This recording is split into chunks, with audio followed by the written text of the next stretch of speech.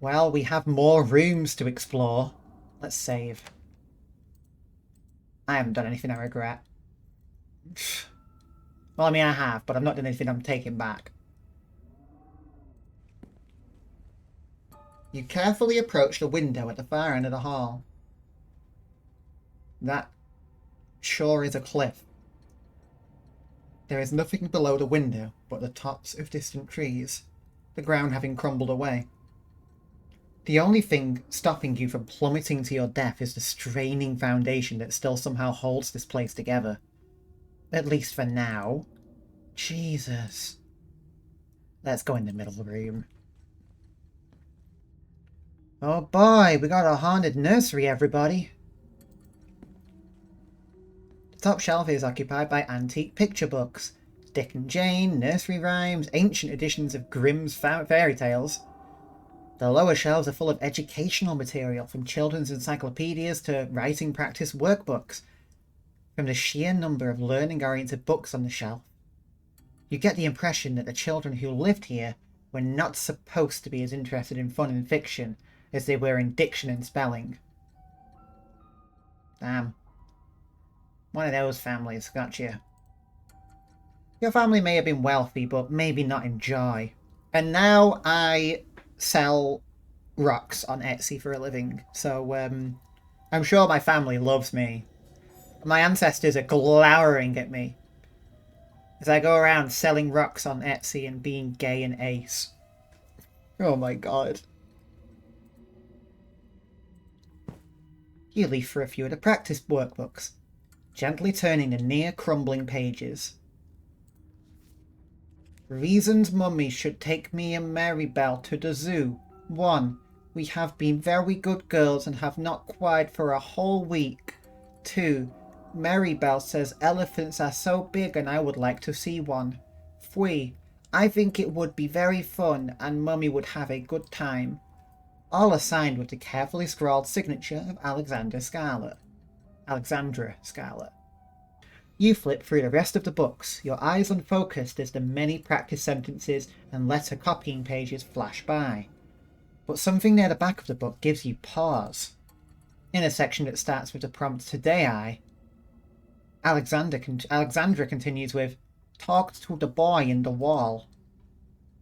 The boy in the wall? Are you kidding me? People are gonna think I planted this or something. This is too creepy. Oh no, it's fucking Bruno. Sorry, it's really uncool to reference Disney films. I'm sorry. We don't talk about Bruno anymore. Sorry. Oh, Booksmart's kicking in. We've not seen much Booksmart yet, apart from the bookshelf. This last prompt lingers with you. If all of these practice books are the same, you wonder what else you'll manage to find under Today. You grab the next copy, opening it to the first practice writing page. Today I told the boy about the wall in the wall about my family. Oh, that's smart. Let's see if there's any more about him. Then the boy in the wall said he is happy he has a kid to talk to. I am also glad because Mary Bell is mean sometimes and tells me what to do. He is really nice, and I hope he can come out of the wall to play with us soon. Today I told the boy in the wall that I am sad. He was really nice and told me he knows how to make Mummy be nicer to me. He said Mummy tucks him in every night and reads him stories and is never mean, and that if I was in the wall, Mummy would also be nice to me. Fuck this! This is awful! He said there can only be one kid in the wall, so he will have to switch places with me. But Mummy will be nice to me then, so it is okay. What? Today I ate dinner with Mummy. She said she made me special dinner, and she sat with me the whole time, and I was a good girl and ate it all. Mummy is proud of me. It was a good day, and I am happy. The rest of the book is blank. The fuck was in that special dinner? I don't want to know about that special. No, I do. I want to know what the fuck was in that special dinner. Alexandra disappeared, didn't she? Same day as Enoch, I believe. You both share a moment of silence, staring down at the empty pages, only the typed words "Today I" staring back up at you. Oh. Hey, hold on. This encyclopedia has something sticking out of it. Oh, hell yeah, I love it when other characters than the protagonist discover things. It makes it feel like it revolves slightly less around you, you know. If Daddy plays with me and Maribel, if my family goes to the zoo, if Mummy and Grandpa took us to work, if me and Maribel and Mummy and Daddy and Grandpa have a picnic. Wow, there's nothing quite as uniquely terrifying as drawings by children.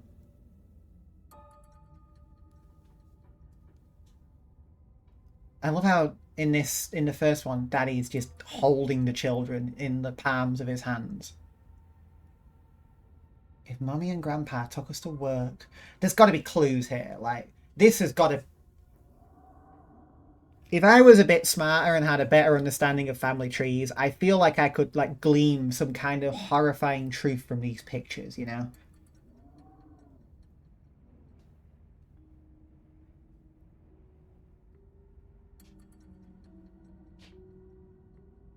Okay, hold on then. Let's think about this.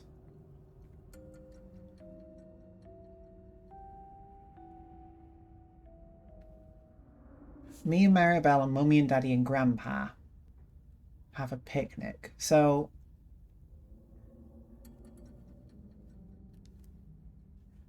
in that picnic, Daddy is the one leant up against a tree. Grandpa is obviously the big guy with the mustache, and I have to assume that's Enoch.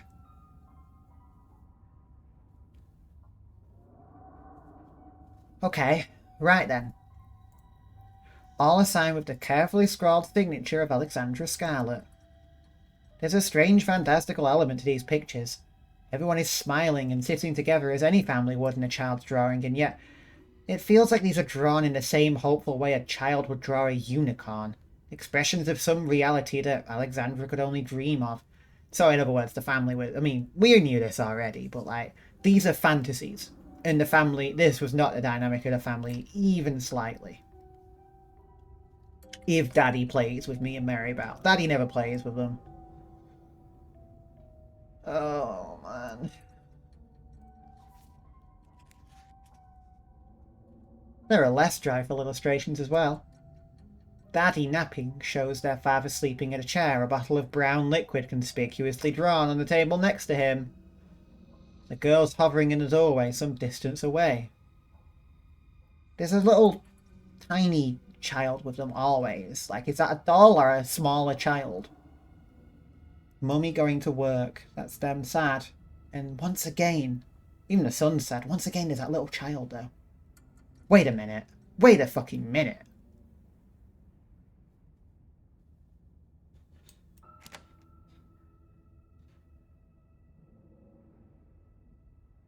Was that small child in the picnic one? Is it just the... Oh, maybe it's the doll that's in the closet. I'm sure... Oh, they even said who that doll belonged to in the last one, but I don't remember. Oh. Piss and chips. Mummy going to work shows the girls crying in the upstairs window of a house as their mother walks away, an angry frown scrawled on her face. Wow, these are awful. The viewers are going to eat this up. You get a feeling these are more accurate depictions of the girls' lives. The last picture you pulls out gives you a pause. There's a new figure here, seemingly drawn behind a barrier.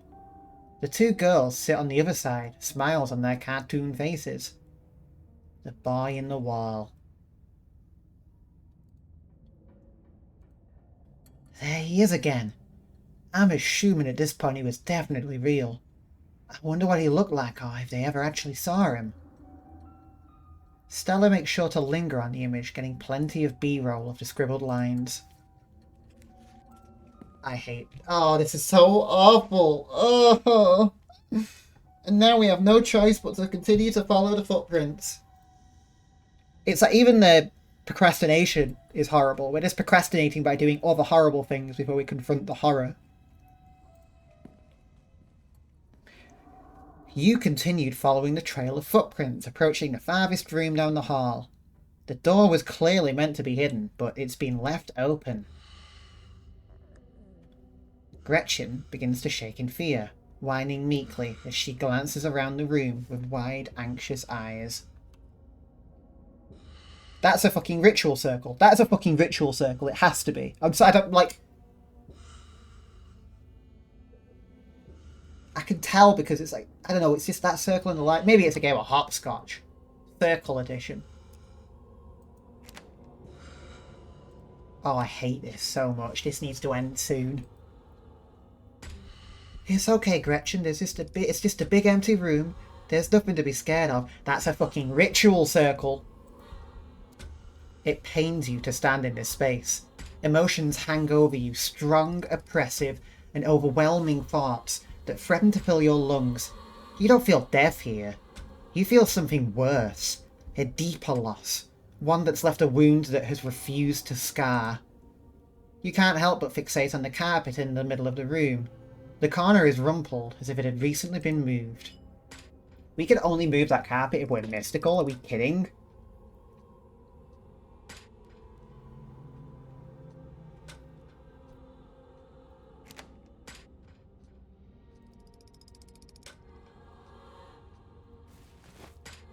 You pull the carpet up, exposing the bare floor and revealing what lies beneath.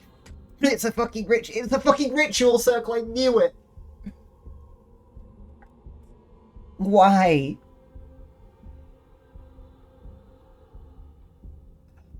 Oh god, the fucking stones! The fucking stones! The stones have to be linked. The stones have to be linked.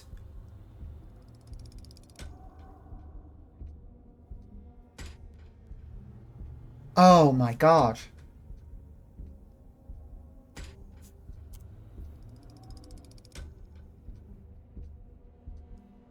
There'll be 6 stones in the town.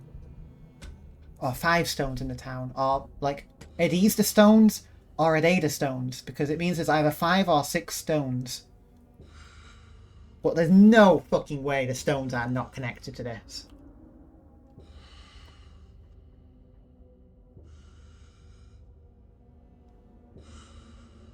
Oh, this bodes so poorly. Tabitha, this isn't you, is it? I kind of feel like it has to be. If it was Wayne... Like, the two options feel like Wayne and Tabitha. Because Wayne knows this place, and Tabitha obviously knows this place. But there's this so much less evidence of it being Wayne. On account of, you know, Wayne telling us about this place.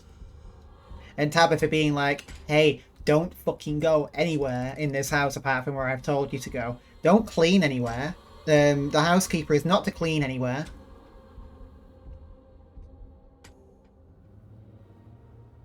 Fuck. Tabitha. I just fucking mended yours and Stella's relationship, and for fucking this?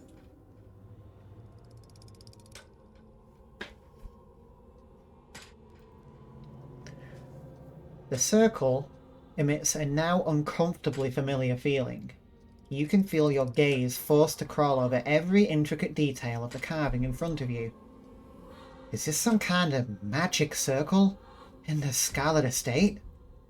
Clearly Enoch was pretty serious about the whole occult thing. This is about as occult as he could get. I suppose that's true, actually. The circle could have been drawn long ago. Maybe it wasn't Tabitha. Maybe it was Enoch. But you're too far drawn into a trance to respond to Stella, or even to pay much mind to what she's saying. Your gaze crawls across the intricate details unbidden.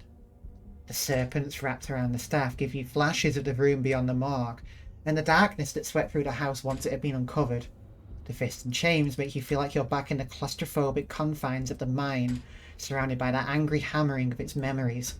The horns have the same nightmarish, dreamy feeling of the world constructed by the furious ghost of Charles Shaw Jr. Okay.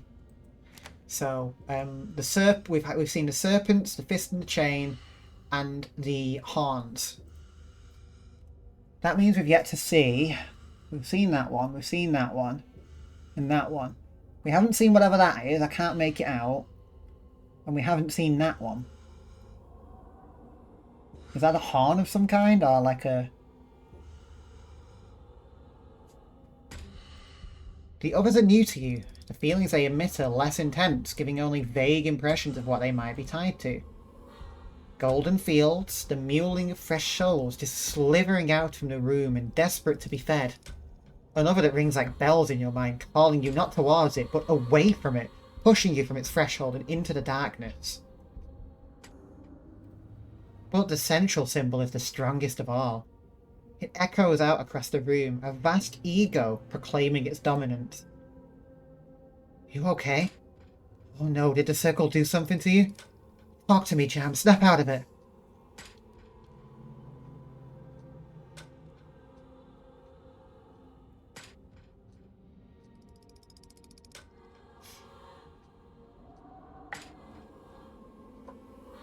We have a choice of mystical, which is us sort of like vaguely talking about this. What? I'm just lost in thought.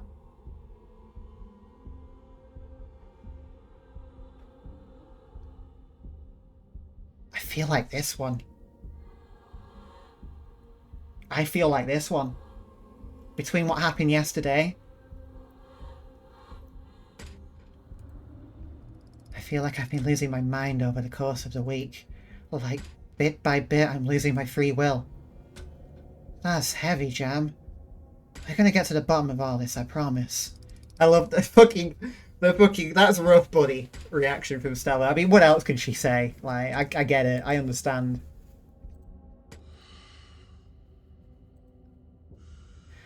But I think we need to get you out of this room.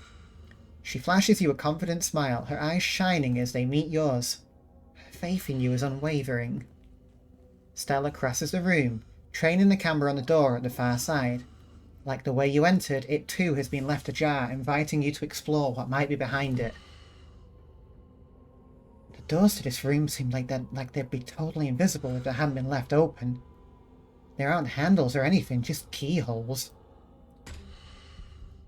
So it's gotta be a hidden passage. Amazing. I feel sick. Fucking hell. This is awful. Fuck this. Oh god. The connotations are so fucking dire. I mean, it's not like we didn't know that we'd find stuff like this.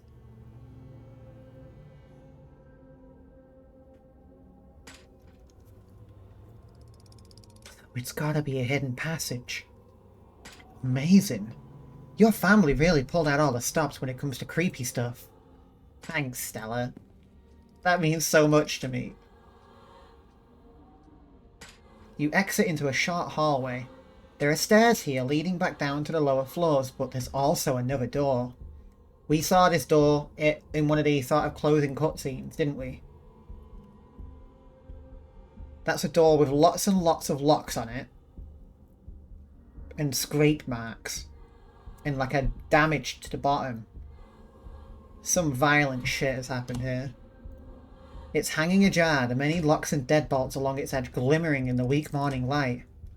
The doorframe itself is gouged and splintered, evidence that some desperate creature tried to save itself from the room beyond time and time again. Holy shit.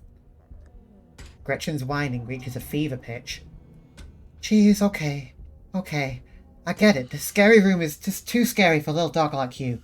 You don't have to go in, just don't go running off anywhere. See how the edge of the door is all messed up? Looks to me like something didn't want to be put back in there.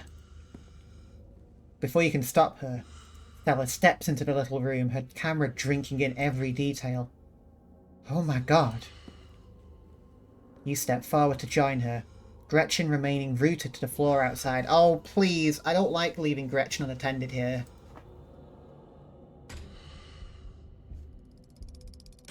This was a prison cell. Oh my god, that's who Avery... So Avery, they were possessed by someone and we couldn't tell who it was. Oh my god, they were the boy in the wall. Weren't they? They have to be. But then this doll's here.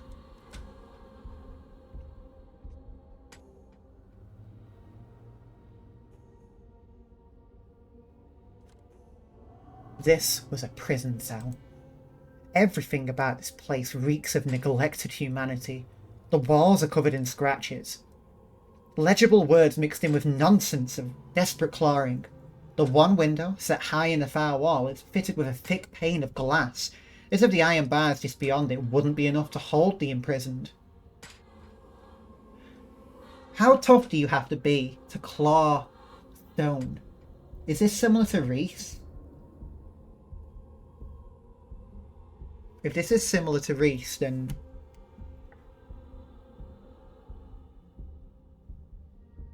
Okay, I'm just spitballing here, but we, as the audience, know that Dr. Kelly sourced the ricin and the poison and stuff from Sybil, which was used to keep Reese from transforming and becoming like a, you know, Super Saiyan Reese. Has to be like a similar situation, right? Like, oh, it could. I don't know if it has to be, but like, was Sybil involved in this as well? Did she similarly? I mean, was restraining Reese fucking familiar territory?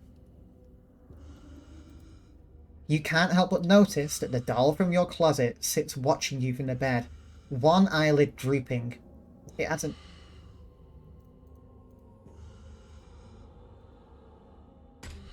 It adds an extra layer of menace to the already deeply unsettling room. I feel like I just heard my door knock in real life, which is, just didn't happen simply, so... That's how well I'm taking this sequence of events. Property of Alexandra.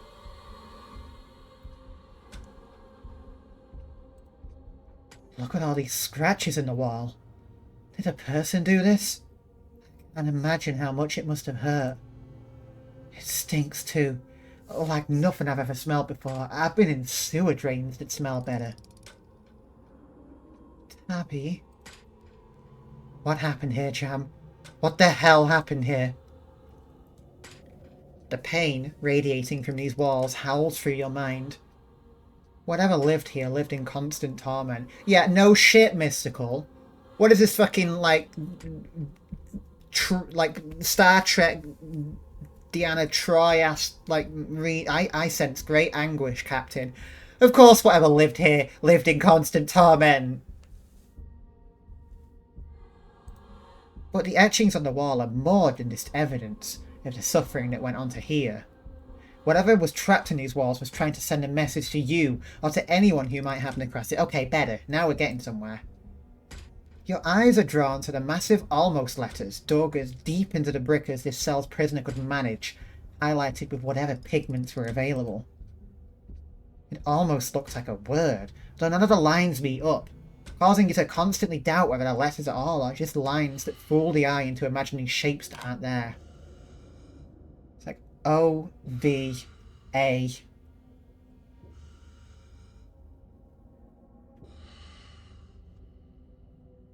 O-V-A. N-Y. God, it's like Wordle. It's fucked up Wordle. O-V. Ovan. Maybe it's an N instead of an A. Or P. Oh, wait, no, there's more up here. F. Oh god, there's more behind Stella that I can't see. Your stomach clenches with nausea as you run your eyes along the deep furrows in the walls, but whatever was in here wanted these words to be known, so you do your best to store them away, trying to burn the image of them into your mind, carved deep into the wall, bloody against the filthy brick. That doll used to be in my closet. Property of Alexandra. Okay, whilst I don't necessarily think picking up the doll was a good idea, now I can see all of the text. Let's have a look-see. That looks like an O. That looks like a V. That looks like an A.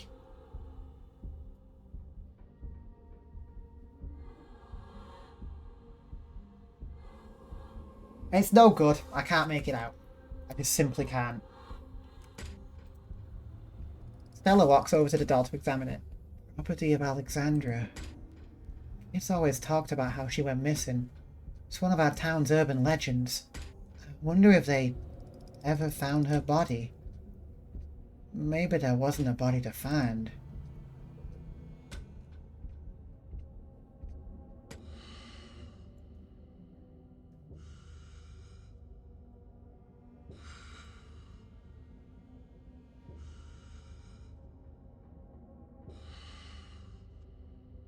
We have a few options. We have, is this Alexandra went missing? The boy in the wall?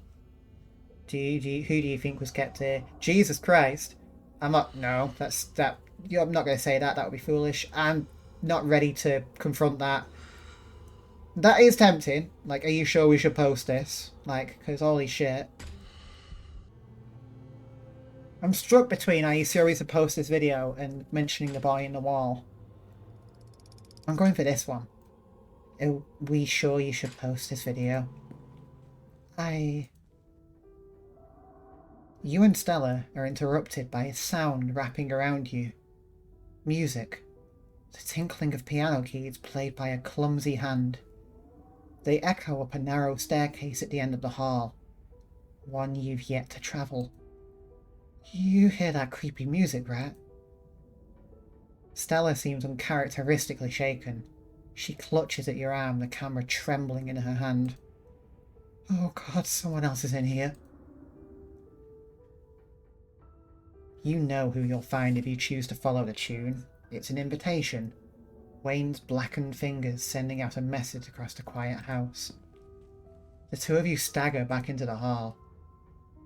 Do you think it's him? Wayne? Stella seems to swallow her momentary fear, straightening back up and letting the light return to her features. If it's him, if it is him, he could have information. He seems like he knows a lot about what's been going on in town. And who knows? Maybe he'd be more willing to talk now that we've found all those secrets your family's been hiding.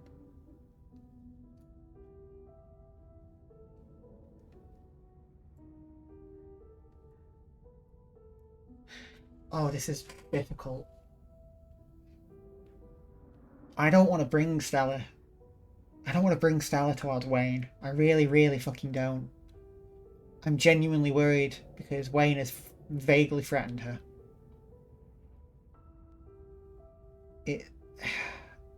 We can't bring Stella. But then what? Do we leave her alone in here?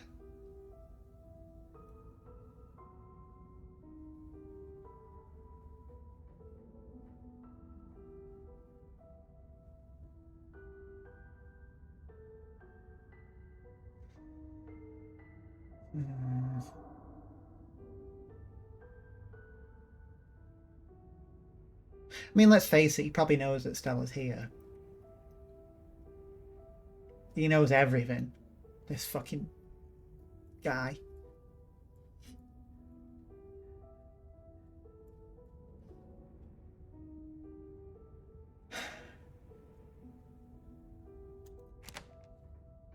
Genuine comfort save now. I'm going to try and go alone and see what happens. I'll go alone. He might be more willing to talk if it's just me. That's a lie. I'm scared of putting you in danger. That's a good thought, but I'm going to be close by, okay? As much as I want whatever information he has, he's a creep, and I'm ready to fight for you if it comes to that. I can't argue with you. She rests a sturdy palm on your shoulders, giving you a confident grin. Then you step forward, making your way down the hall towards the eerie music alone.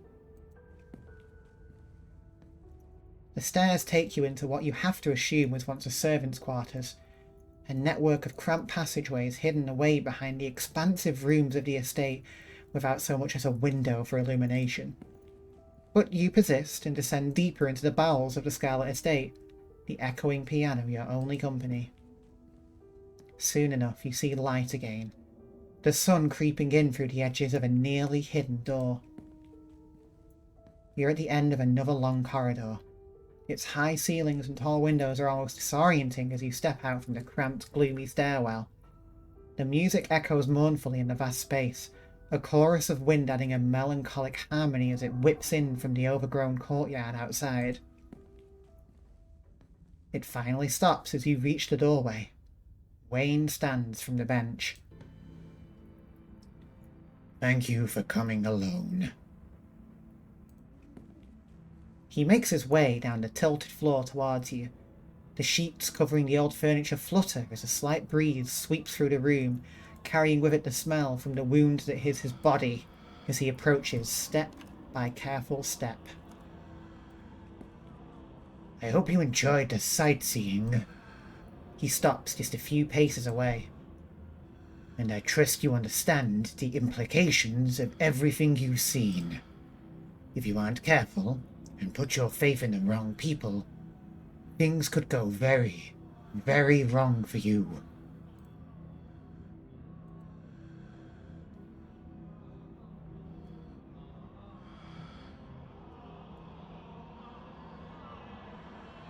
I'm not taking a step towards him. I'm not flirting, buddy, I'm sorry.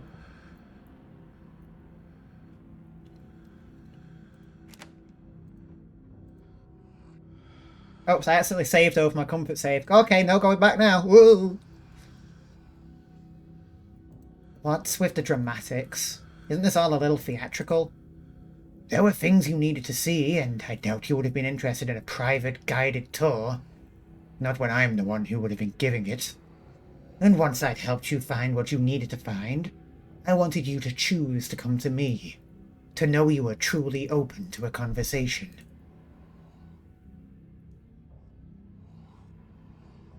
I don't trust him. Because,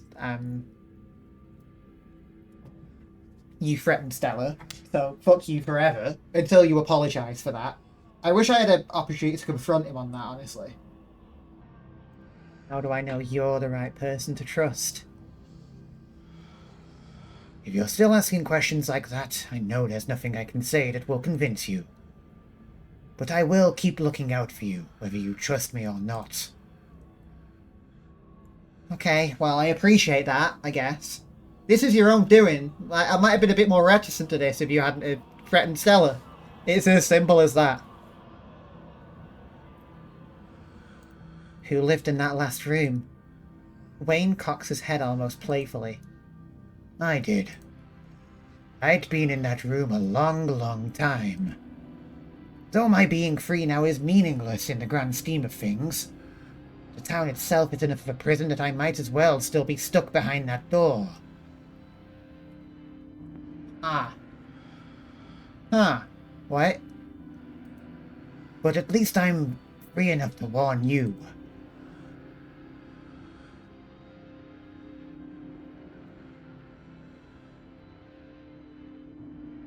What do you mean the town is a prison? I can't leave. No one really can. As it stands now, Scarlet Hollow doesn't like letting go of its prisoners. They may be able to cross the town line, but not without paying a price. So I live here forever now, that's the truth. I can't ever leave. Fuck!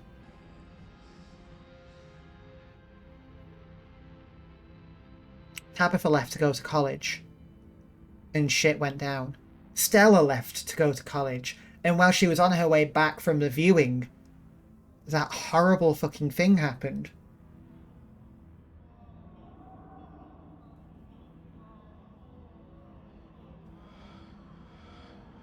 We're stuck here. We can never fucking leave. Who's gonna feed my shitty cat called Truck? That can be changed, though. It wasn't always this way, and it was never meant to be. We can put an end to it.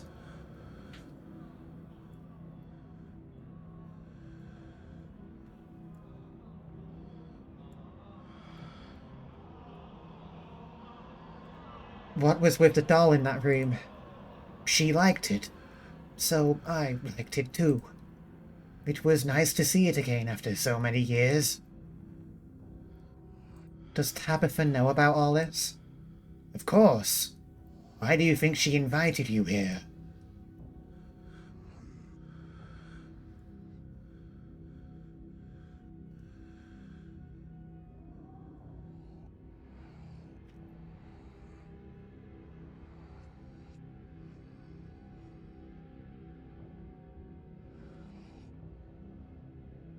Oh my god. Oh my god, oh my god, oh my god, no.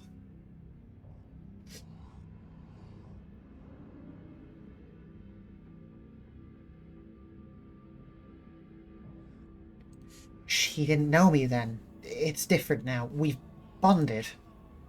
Do you think a flimsy bond formed over the course of a week will be enough to stop the generations of expectations and duty that have fallen on Tabitha's shoulders?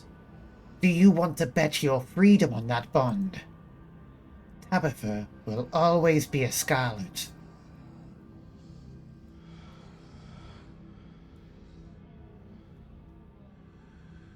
There's a phrase scrawled on that wall. What was it? Why does it feel bad to think it? I'm glad you noticed. It's a weapon. Hold on to it.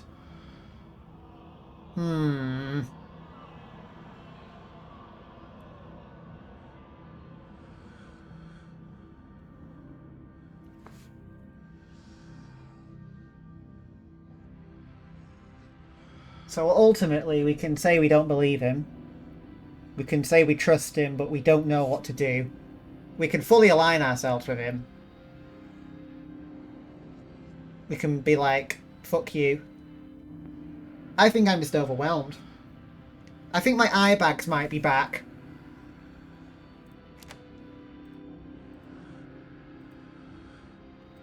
I don't know what to think. This is all too much.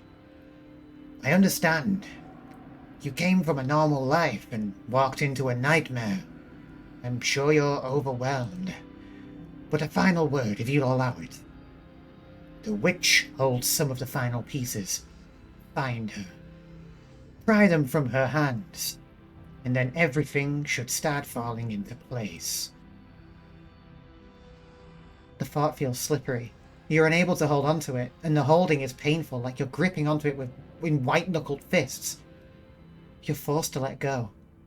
It fades. Fuck! Oh, we're so fucked! There's no one doing this. We're so fucked. Unless you're already starting to forget about her. Memory is a disloyal thing, isn't it? Physical, easily manipulated. I have ADHD, Wayne. But something being missing from your head doesn't mean it's gone from the world. Thank you, Wayne. You've given me hope. Before either of you say another word, he vanishes back into the shadows of the Forbidden Wing. You make your way back through the dark, cluttered side rooms and return to Stella's side. She greets you with a nervous grin, clearly relieved to see you, even though you were only gone very briefly. Gretchen stares up at you with her big, worried eyes. You made it out. Good. I'm glad I didn't have to jump in and start a scuffle with a guy. Was he at least more useful this time?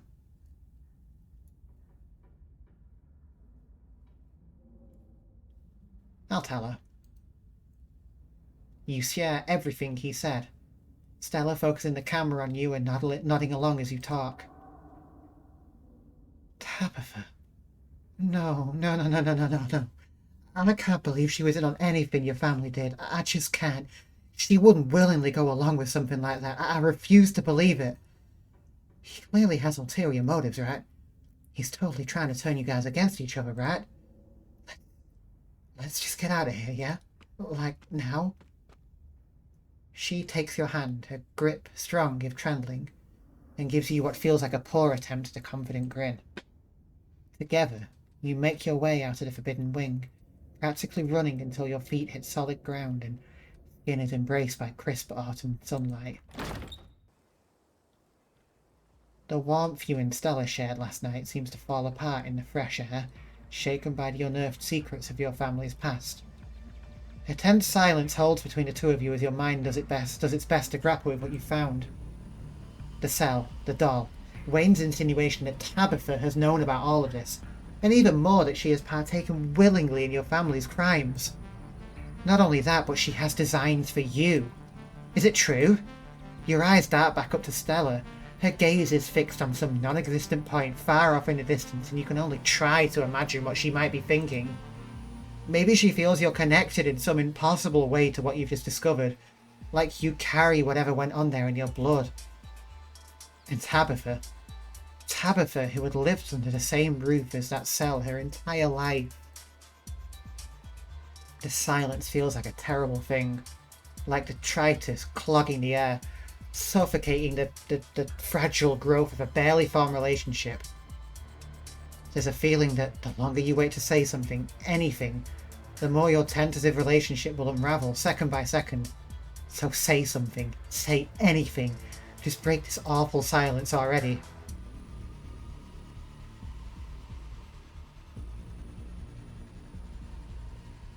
Maybe the dungeon was just a sex thing.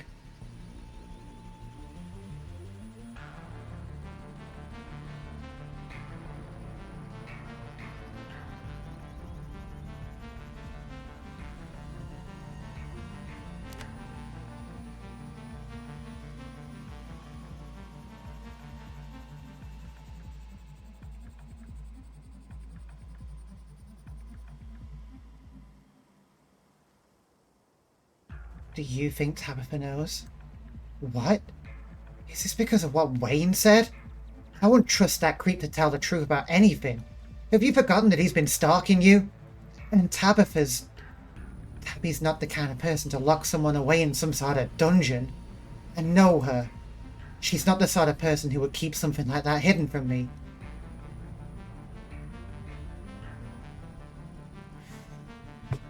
Oh, this is so rough. This is so horrible. Oh my god. Okay, we have a couple of options. We don't even know everything there is to know about what my family's done. We shouldn't go to Tabitha until we followed every loose end. I was always going to see what we saw today, but there's nothing forcing us to go to Tabitha. We don't have to see her. You've always been so quick to defend her. How can I trust that you're not in on this? No, that's stupid. What if you're wrong? What if she does something terrible to me? I don't know if I can do this. We need to see her. She deserves to know. She deserves the benefit of the doubt.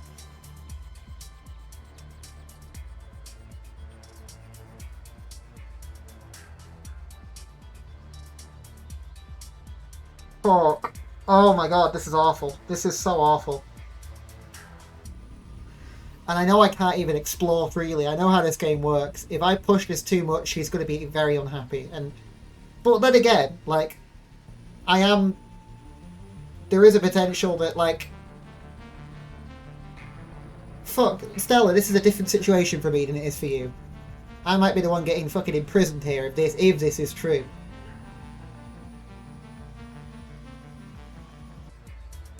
So, the problem here's the problem, the logical conundrum that I've got.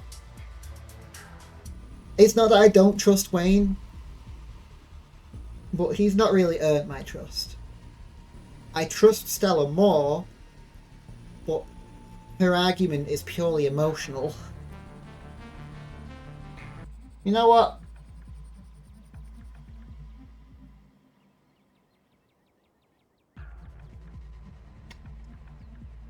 Wayne,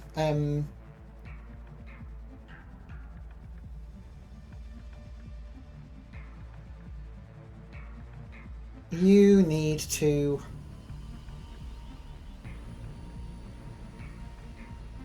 this might fucking screw me right over. I might be cutting off my nose to spite my face, but Wayne, if you hadn't threatened Stella, I might have gone along with you. But because you did, I can't trust you.